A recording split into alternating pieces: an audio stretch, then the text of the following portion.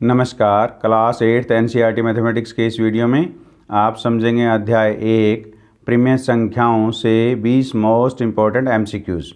ये एमसीक्यूज़ आने वाले स्कूल एग्ज़ाम, बोर्ड एग्ज़ाम और एनएमएमएस एग्ज़ाम के लिए मोस्ट इम्पॉर्टेंट हैं।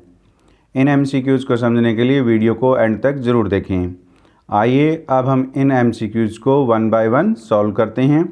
तो क्वेश्चन नंबर वन है, यदि a बाई बी गुणा c बाई डी बराबर है 1 हो तो ये हमारे पास चार ऑप्शन दिए गए हैं। हमें बताना है कि इन चार ऑप्शंस में कौन सा ऑप्शन सही है।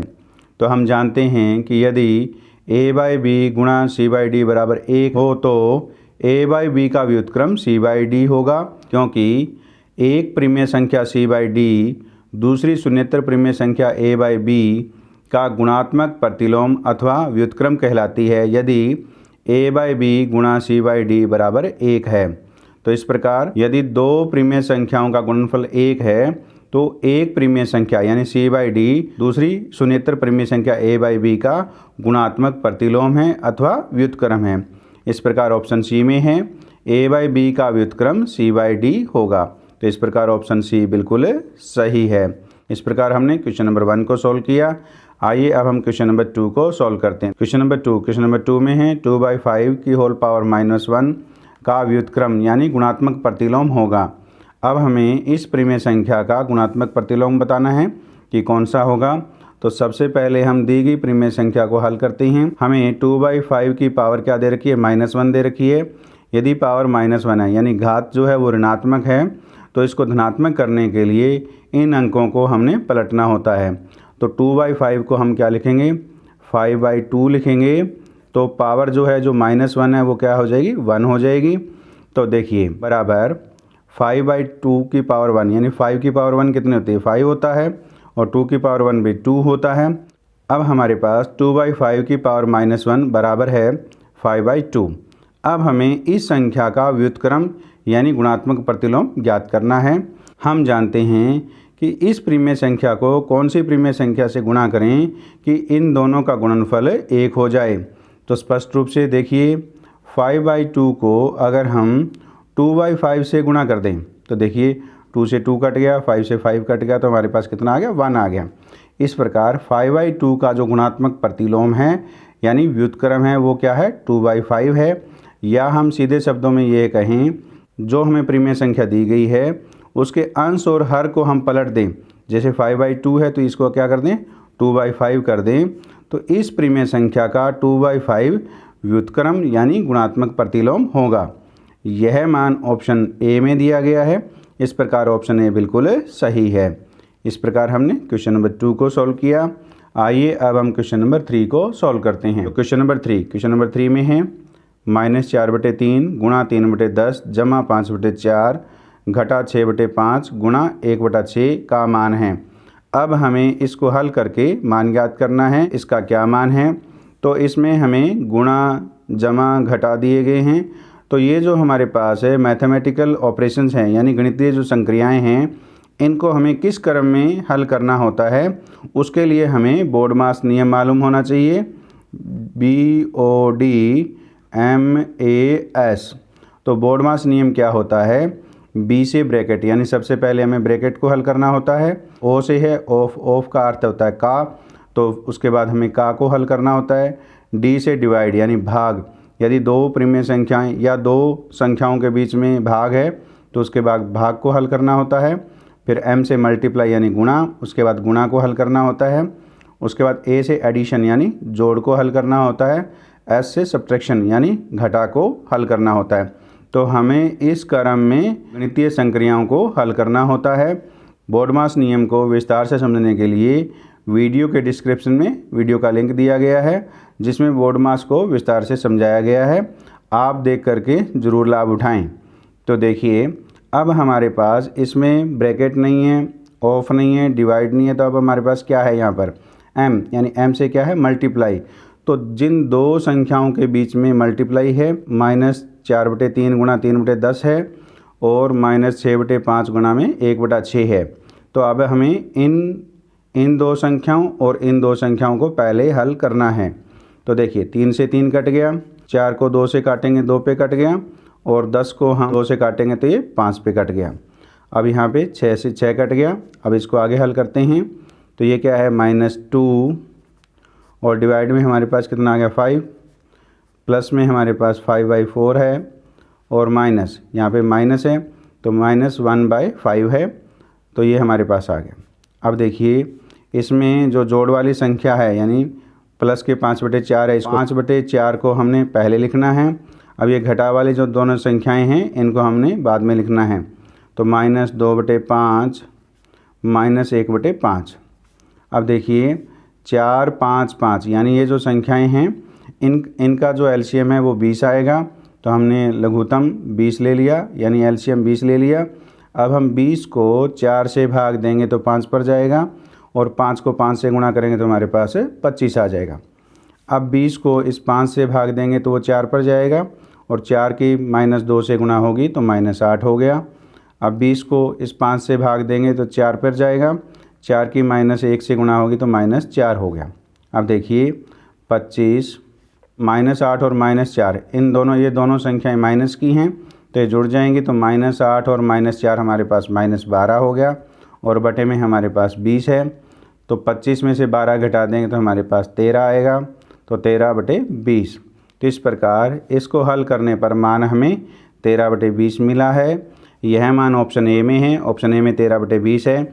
इस प्रकार ऑप्शन ए बिल्कुल सही है। तो इस प्रकार हमने क्वेश्चन नंबर 3 को सॉल्व किया। आइए अब हम क्वेश्चन नंबर 4 को सॉल्व करते हैं। तो क्वेश्चन नंबर 4 में है 5/63 माइनस ब्रैकेट में -6/21 का मान है। अब हमें इसको हल करके मान ज्ञात करना है कि इसका मान क्या है। तो इसको हम इस प्रकार हल करेंगे।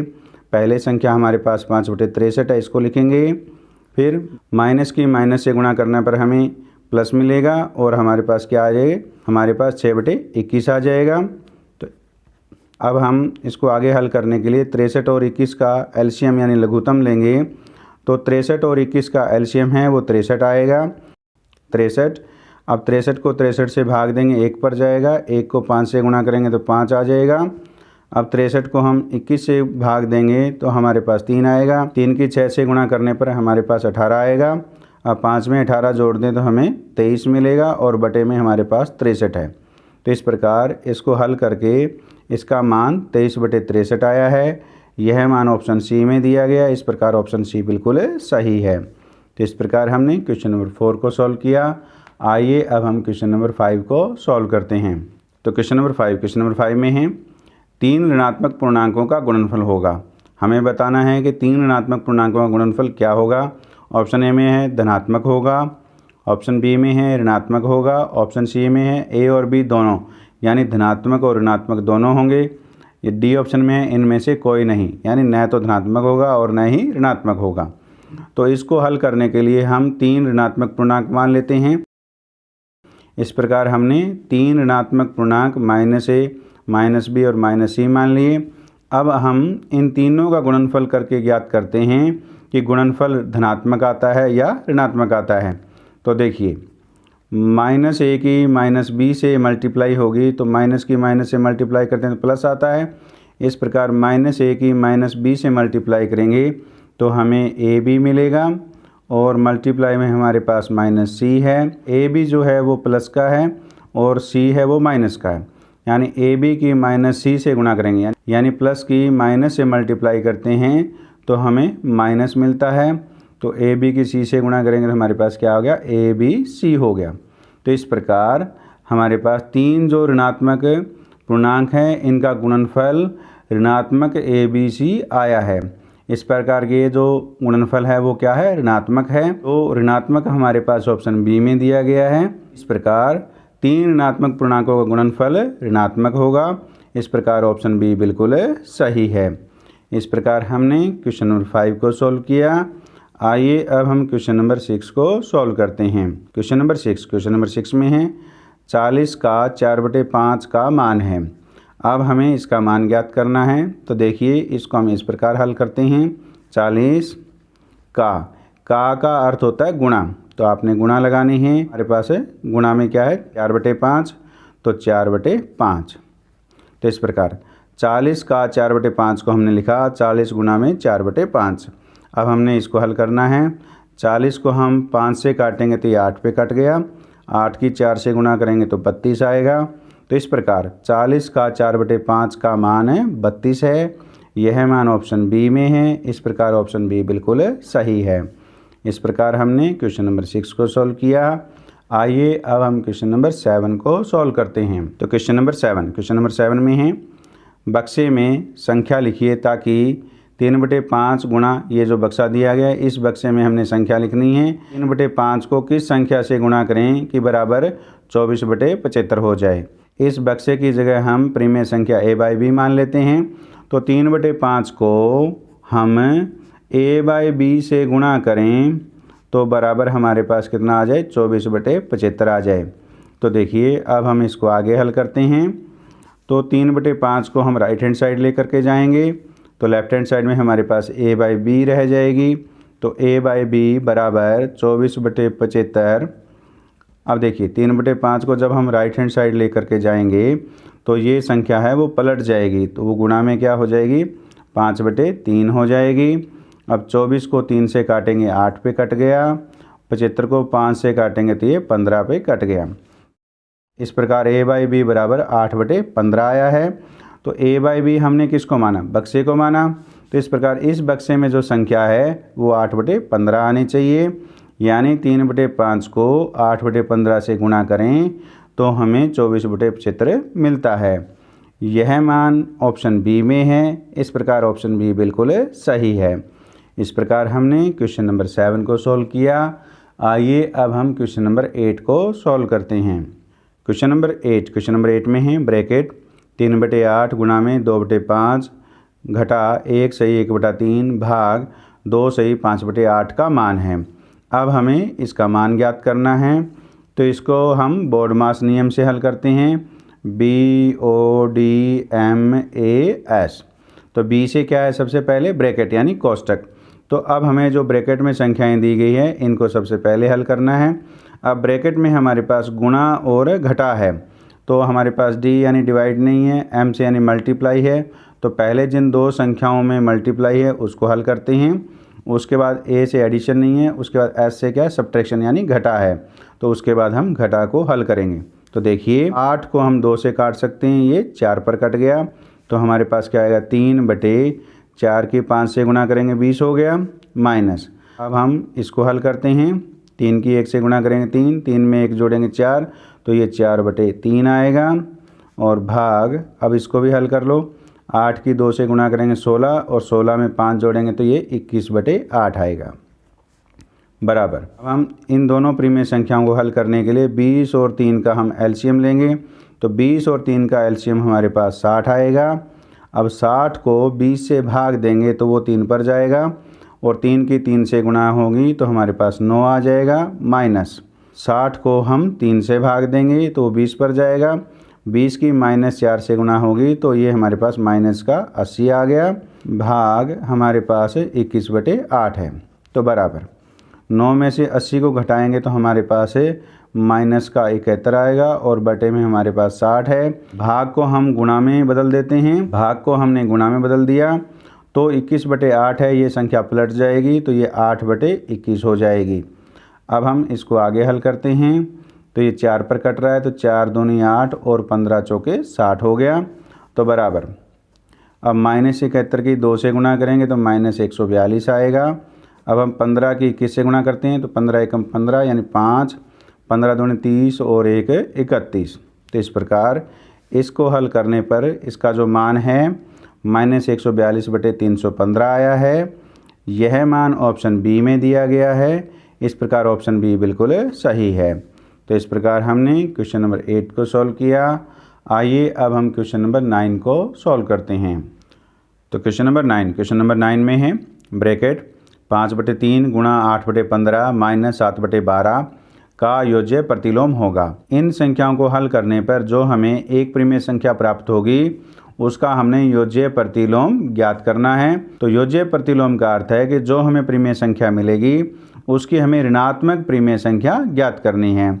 तो इसको हम बोर्डमास नियम से हल करेंगे।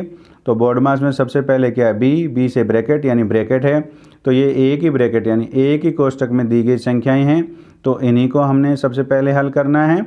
ओ से ऑफ है नहीं, डी से डिवाइड यानी भाग भी नहीं है, एम से मल्टीप्लाई यानी जिन दो प्रीमिय संख्याओं के बीच में मल्टीप्लाई है यानी गुणा है, उनको हमने सबसे पहले हल करना है।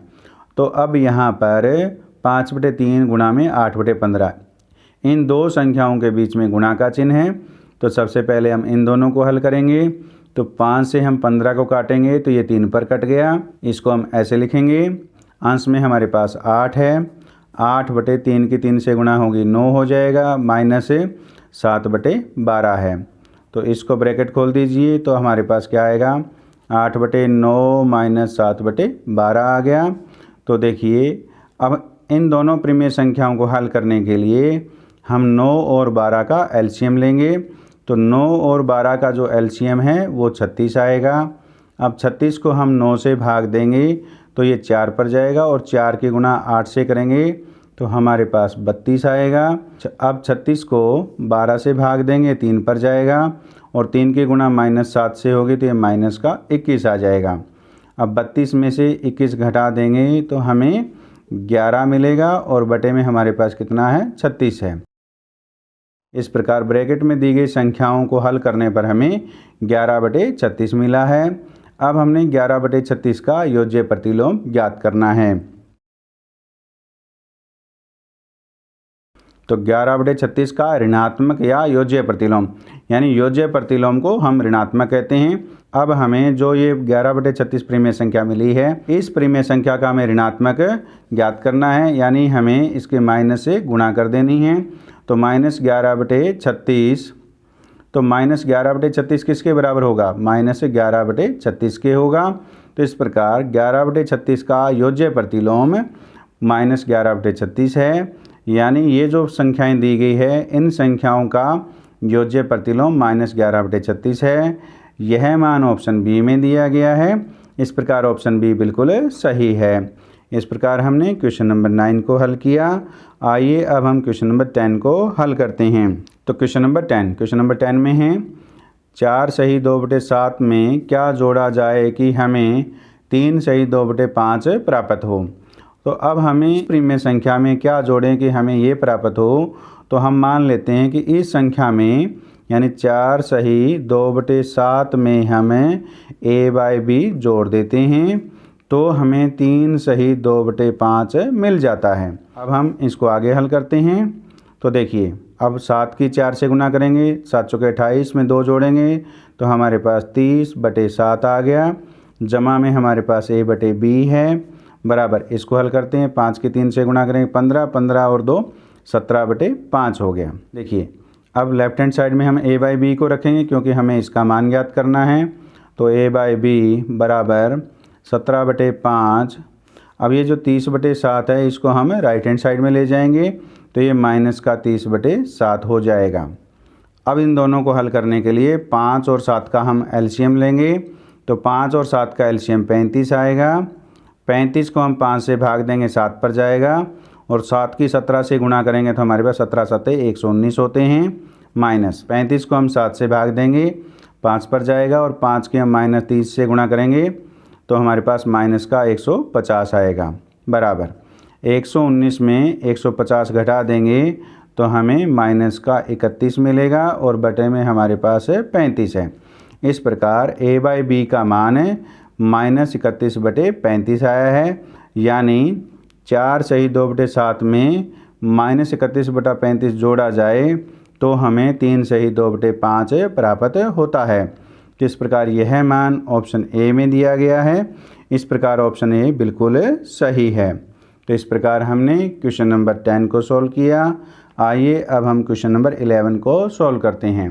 तो क्वेश्चन नंबर 11 में है एक प्रीमिय संख्या को 5/2 से गुणा कर 2/3 जोड़ने पर -7/12 प्राप्त होता है। वह प्रीमिय संख्या है, यानी हमने वो प्रीमिय संख्या ज्ञात करनी है। तो इसको हम इस प्रकार हल करेंगे। तो एक प्रीमिय संख्या यानी जो प्रीमिय संख्या हमने ज्ञात करनी है उसको हम a/b मान लेते हैं। तो a/b एक प्रीमिय संख्या है। एक प्रीमिय संख्या को 5/2 से गुणा कर, यानी इस प्रीमिय संख्या को हमने 5/2 से गुणा करनी है और 2/3 जोड़ने पर, यानी अब हमने इसमें 2/3 जोड़ देना है तो हमें -7/12 प्राप्त होता है। तो -7/12। तो अब इसको हम हल करके a/b का मान ज्ञात करते हैं। तो a/b गुणा में हमारे पास क्या है, 5/2 है। तो 5/2 और 2/3 को हम राइट हैंड साइड में लेकर के जाएंगे तो बराबर -7/12। तो ये जो संख्या प्लस की है ये प्रीमिय संख्या राइट हैंड साइड जाने पर माइनस की हो जाएगी, तो यानी -2/3 हो गया।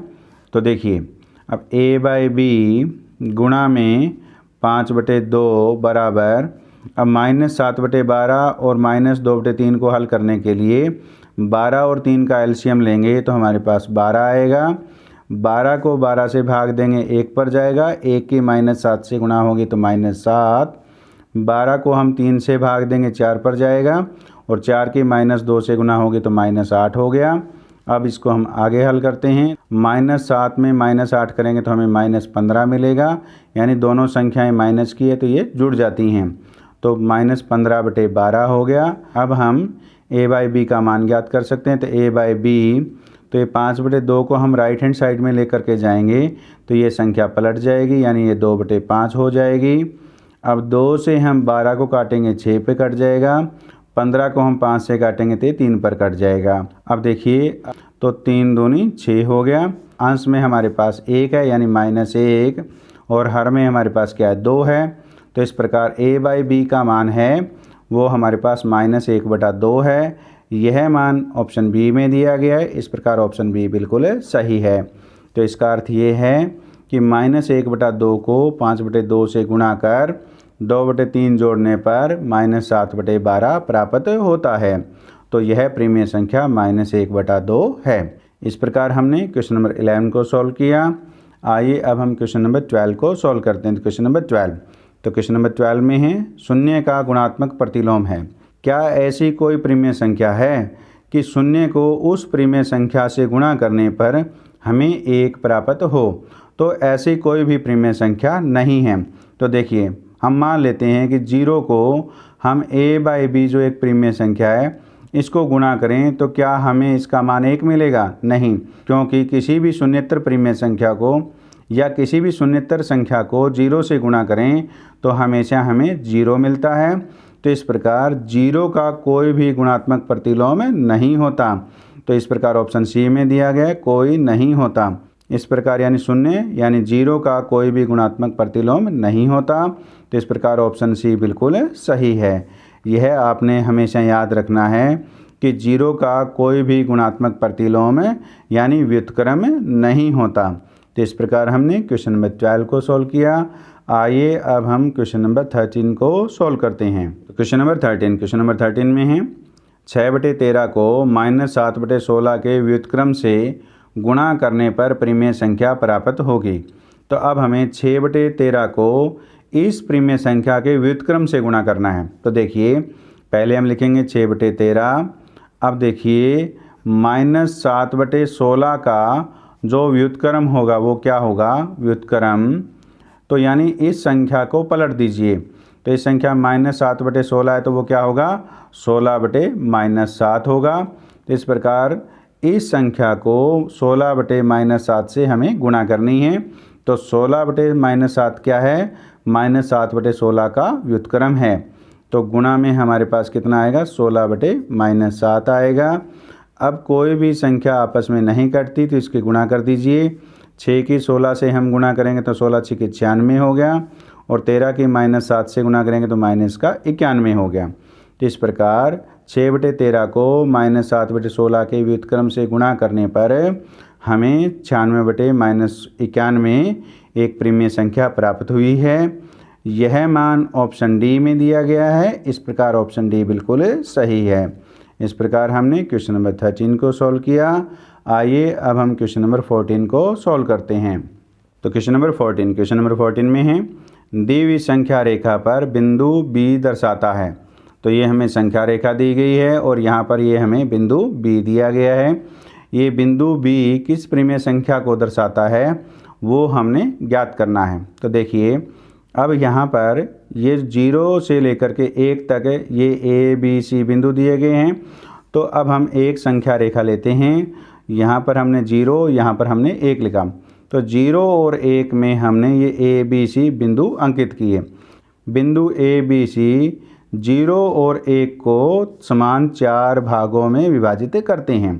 तो इस प्रकार इसको हम इस प्रकार हल करेंगे। तो क्योंकि ये ए बी सी हैं वो 4 भागों में विभाजित करते हैं, तो 1 को हम ऐसे लिख सकते हैं 4/4। जितने भागों में विभाजित हो उतने बटे हमने कर दिया। यानी क्योंकि 4/4 बराबर क्या होता है, 1 होता है।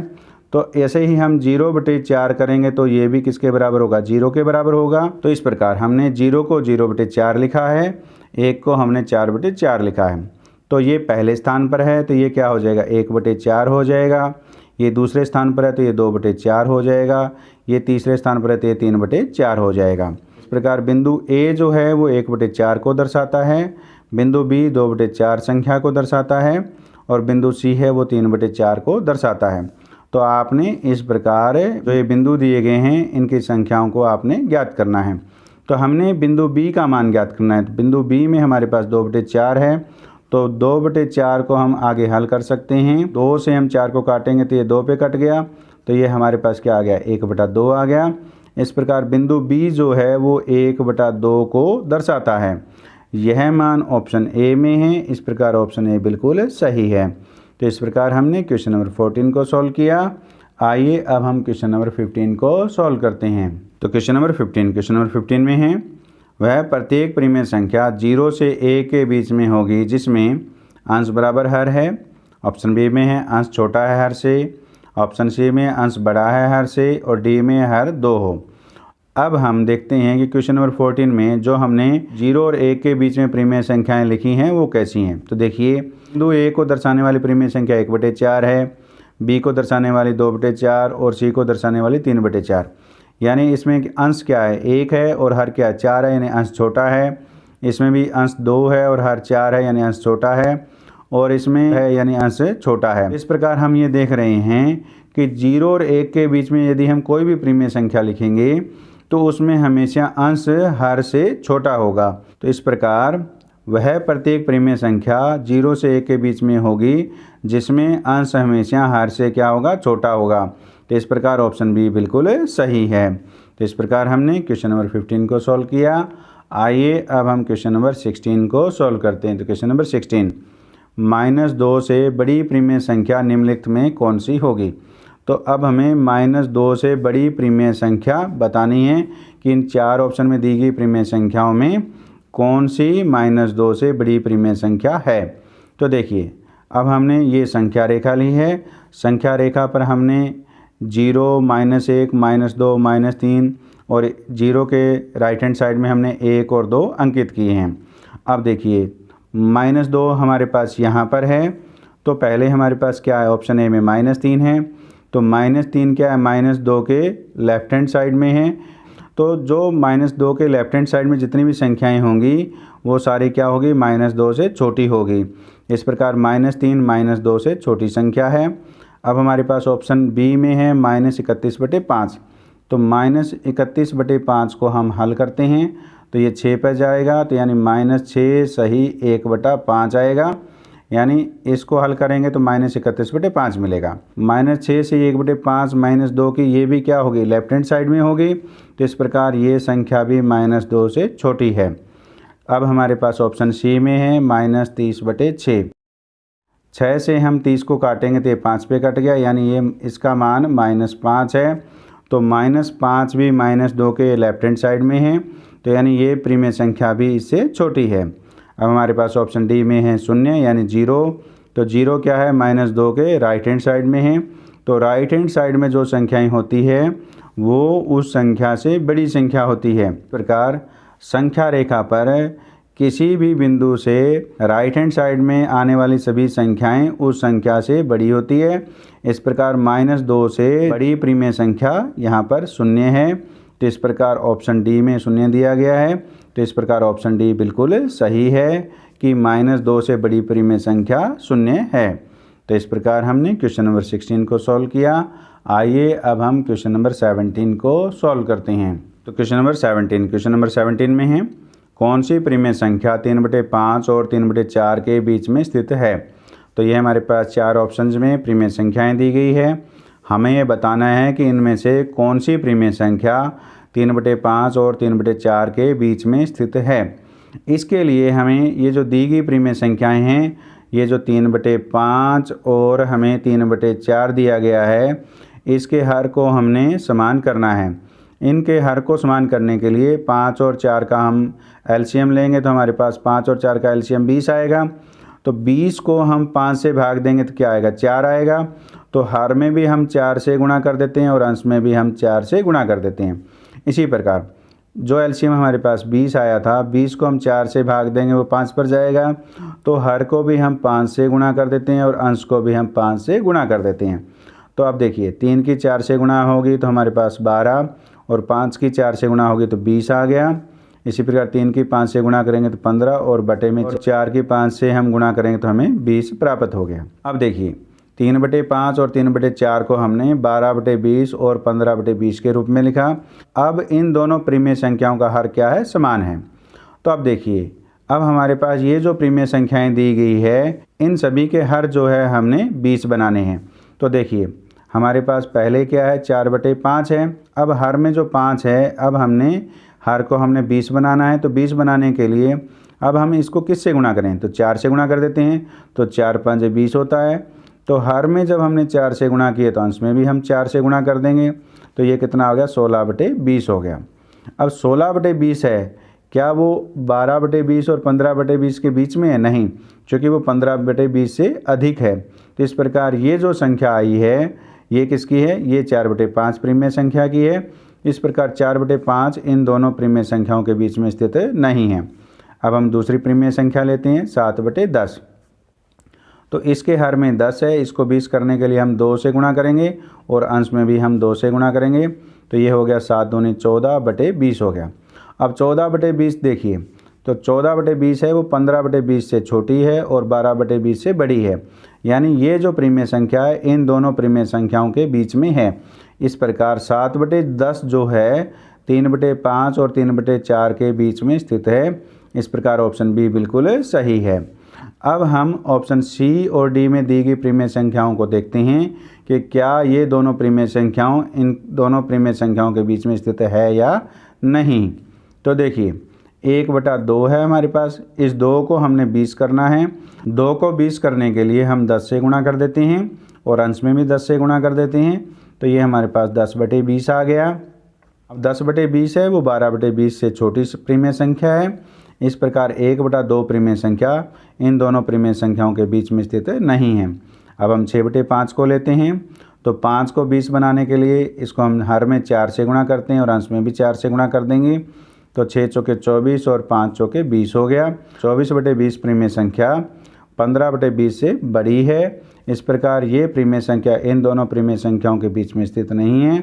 इस प्रकार 6/5 भी इन दोनों परिमेय संख्याओं के बीच में स्थित नहीं है। इस प्रकार इन दिए गए ऑप्शंस में इन दोनों परिमेय संख्याओं के बीच में केवल 7/10 परिमेय संख्या बीच में स्थित है।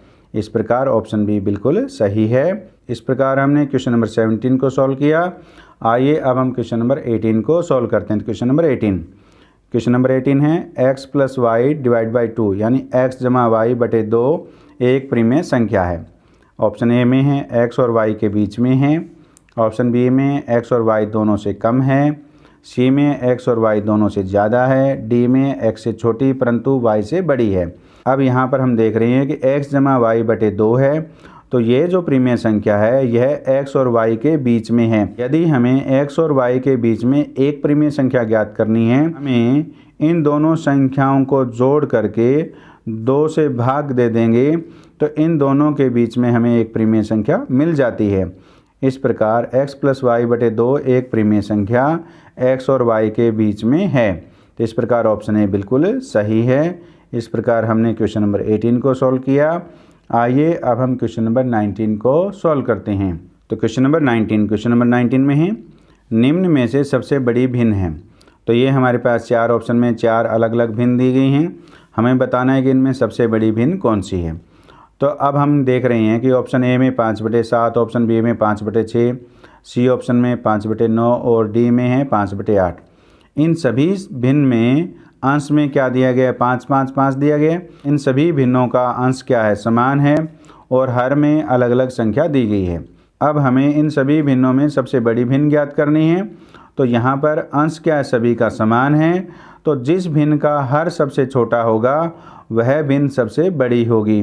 तो इस प्रकार इन सभी भिन्नों में 5/6 में हर जो है वो 6 है। यह सबसे छोटा यानी 7 से भी, 9 से भी, 8 से भी छोटा है। तो इस प्रकार 5/6 जो भिन्न है ये सबसे बड़ी भिन्न है। तो इस प्रकार ऑप्शन बी बिल्कुल सही है। तो इस प्रकार आपने जब भी सबसे बड़ी भिन्न या सबसे छोटी भिन्न ज्ञात करनी हो और सभी भिन्नों का अंश समान हो तो आपने हर को देखना है। जिस भिन्न का हर छोटा होगा वो सबसे बड़ी भिन्न होगी और जिस भिन्न का सबसे बड़ा हर होगा, जैसे यहाँ पर 9 है, तो ये भिन्न जो है सबसे छोटी भिन्न होगी। तो इस प्रकार हमने क्वेश्चन नंबर 19 को सॉल्व किया। आइए अब हम क्वेश्चन नंबर 20 को सॉल्व करते हैं। तो क्वेश्चन नंबर 20, निम्न में से सबसे छोटी भिन्न कौन सी है? अब हमें ये बताना है कि इन भिन्नों में सबसे छोटी भिन्न कौन सी है। तो इसके लिए अब हमारे पास ऑप्शन ए में 2/3 है, बी में 1/2 है और सी में 4/5 है और डी में 5/8 है। तो अब हम इनको लिख लेते हैं। ये 2/3, ये हमारे पास 1/2, 4/5 और ये 5/8 है। तो देखिए इन सभी भिन्नों के हर क्या है? अलग अलग है।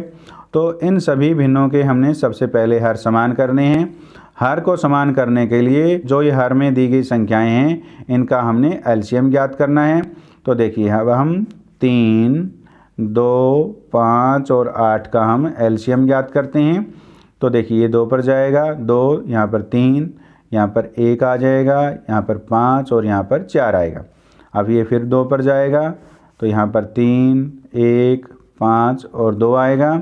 अब ये फिर 2 पर जाएगा तो यहाँ पर 3, 1, 5 और 1 आ गया।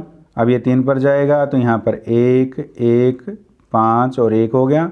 अब ये 5 पर जाएगा तो हमारे पास 1, 1, 1 और 1 आ गया। तो अब इस प्रकार इन सभी संख्याओं का जो एलसीएम है वो इन संख्याओं का गुणनफल है। तो हम गुणा करते हैं। 2 की 2 से गुणा करेंगे 4, 4 दूनी 8, 8 3 24, 24 5 120 होते हैं। इस प्रकार इन सभी संख्याओं का जो एलसीएम आया है वो हमारे पास 120 आया है। अब हमें इन सभी संख्याओं का जो हर है वो हमें 120 बनाना है। तो इसके लिए 120 को हम 3 से भाग दें तो वो 40 आएगा। अब हम हर और अंश में 40 से गुणा कर देते हैं। तो देखिए जब हम 40 से अंश और हर में गुणा करते हैं तो हमें जो परिमेय संख्या मिलेगी वो ये है। 2 की 40 से गुणा करेंगे 80 बटे 3 की 40 से करेंगे हमारे पास 120 आएगा। अब यहाँ पर 1/2 है तो 120 को 2 से भाग देना है तो वो 60 पर जाएगा। तो इस प्रकार अंश में और हर में हम 60 से गुणा कर देते हैं। तो 1 की 60 से गुणा होगी तो 60 और 2 की 60 से गुणा होगी तो 120। अब हमारे पास यहाँ पर 4/5 है तो 120 को 5 से भाग देना है। तो 120 को 5 से भाग देंगे तो 24 आएगा। अब हम 24 की अंश और हर में गुणा कर देते हैं। तो 24 चौके 96 होता है और 24 पाँचे 120 होता है। तो अब हमने इसको भी हल कर लिया। अब आगे हम 5/8 है तो 120 को 8 से भाग देंगे तो 15 पे जाएगा यानी 15 8 120 होता है। तो अब हम अंश में और हर में 15 से गुणा कर देते हैं। तो 15 5 75 हो गया और 15 8 120 हो गया।